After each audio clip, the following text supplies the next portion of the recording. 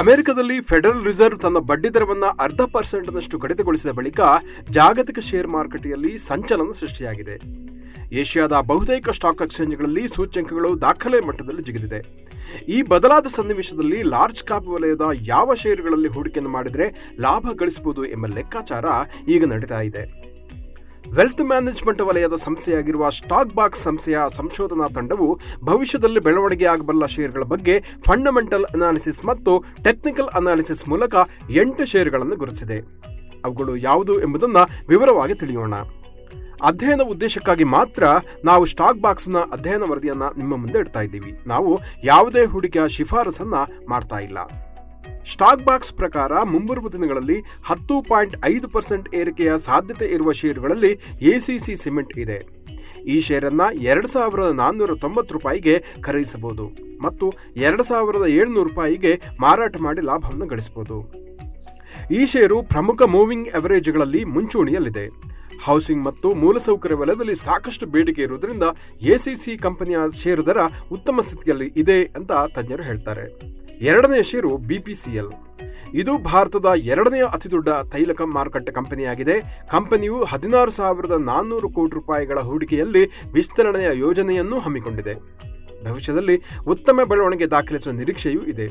ಹೂಡಿಕೆದಾರರು $337 ಬಿಪಿಸಿಎಲ್ ಷೇರುಗಳನ್ನು ಖರೀದಿಸಬಹುದು.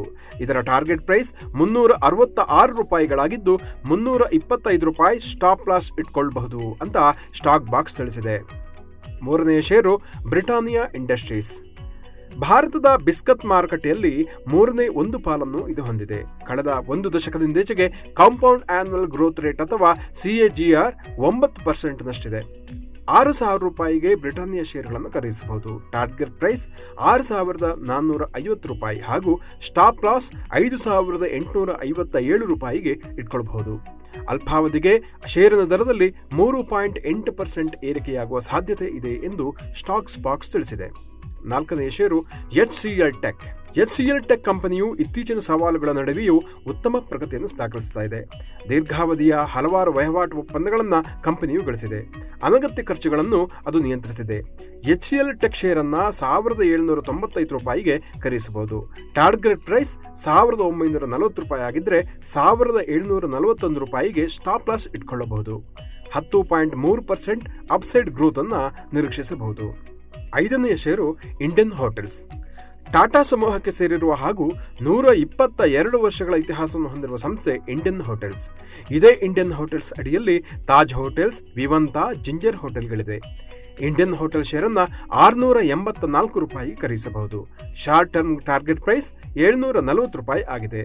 ಸ್ಟಾಪ್ ಲಾಸ್ $661 ಆಗಿದೆ. ಅಲ್ಪಾವಧಿಗೆ 5.3 ಅಪ್ಸೈಡ್ ಗ್ರೋತ್ ಇದೆ ಎಂದು ವರದಿ ತಿಳಿಸಿದೆ. ಏಳನೆಯ ಷೇರು ಇಂಡಿಯನ್ ಆಯಿಲ್ ಕಾರ್ಪೊರೇಷನ್. ಸಾರ್ವಜನಿಕ ವಲಯದ ತೈಲ ಕಂಪನಿಯಾಗಿರುವ ಇಂಡಿಯನ್ ಆಯಿಲ್ ಕಾರ್ಪೊರೇಷನ್ ಅಥವಾ IOC ಭಾರತ ಮಾತ್ರವಲ್ಲದೆ ಶ್ರೀಲಂಕಾ, ಮಿಡ್ಲ್ ಈಸ್ಟ್, ಮಾರಿಷಸ್ ಅಲ್ಲೂ ತನ್ನ ಶಾಖೆಗಳನ್ನು ಮತ್ತು ವಹಿವಾಟನ್ನು ನಡೆಸ್ತಾ ಇದೆ. ಈ ಕಂಪನಿಯ ಶೇರನ್ನು $167 ಖರೀದಿಸಬಹುದು. ಇದರ ಟಾರ್ಗೆಟ್ ಪ್ರೈಸ್ $183 ಆಗಿದೆ. Stop loss $164 ಇಟ್ಕೊಳ್ಬಹುದು. ಅಲ್ಪಾವಧಿಗೆ 9.4 ಅಪ್ಸೈಡ್ ಗ್ರೋತ್ ಅನ್ನು ಕಾಣಬಹುದು. ಎಂಟನೆಯ ಷೇರು NTPC. ಭಾರತದ ಅತಿ ದೊಡ್ಡ ವಿದ್ಯುತ್ ಉತ್ಪಾದಕ NTPC ದೇಶದ ವಿದ್ಯುತ್ ಉತ್ಪಾದನೆಯಲ್ಲಿ ಗಣನೀಯ ಪಾತ್ರ ವಹಿಸ್ತಾ ಇದೆ. ವಿದ್ಯುತ್ತಿಗೆ ಬೇಡಿಕೆ ಹೆಚ್ಚುತ್ತಾ ಇರೋದ್ರಿಂದ ಕಂಪನಿಯ ಭವಿಷ್ಯ ಕೂಡ ಲಾಭದಾಯಕವಾಗಿದೆ. 2032ಕ್ಕೆ 130 ಗಿಗಾವ್ಯಾಟಿಗೆ ಉತ್ಪಾದನಾ ಸಾಮರ್ಥ್ಯವನ್ನು ಹೆಚ್ಚಿಸಲು NTPC ಉದ್ದೇಶಿಸಿದೆ.